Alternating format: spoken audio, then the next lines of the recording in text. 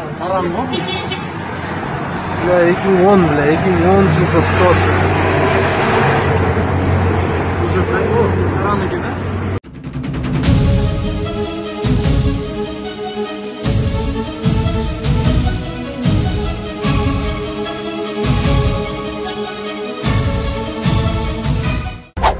Ушул тапта Кой Таш айылын көздөй 3 КАМАЗ, 5 автобус жана 2 бус менен милиция кызматкерлери бет алганын жеринен кабарчы билдирди. Белгилей кетсек, буга чейин Алмазбек Атамбаев саат 16да элдин жоон тобу менен форумга, андан соң Ак үй алдына бара турганын айткан.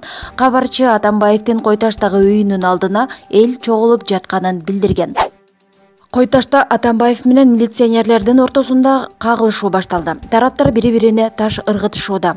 Кой Ташта Алмазбек Атамбаевдин тарапташтары менен милициянын ортосунда кайрадан кагылышуу башталды. Бул туурасында Спутник Кыргызстан агенттигинин кабарчысы жеринен билдирди.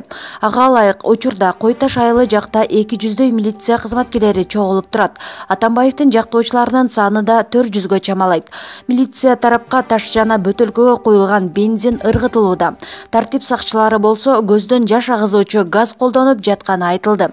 7 августта кечинде УКМК мурдагы президент Алмазбек Атамбаевди кармоо боюнча атайын операция жүргүзгөн. Бирок андан майнап чыккан эмес. Акыркы маалыматтар боюнча кагылышуудан 50дөн ашык киши жаракат алып, бир жоокер каза болгон. Спутник KG сайты. Силовых структур двинулись в сторону Кой Таша.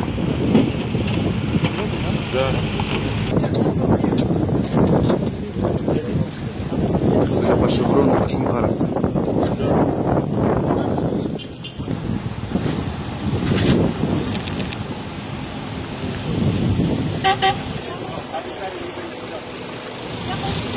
А в связи с чем не пускаете? Почему перекрыли дорогу? На вопросы своих не отвечают? Журналисты с камерами не могут проехать в сторону Кой Таша?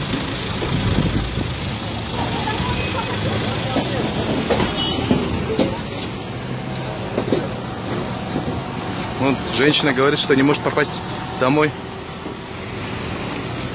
Всех в объезд.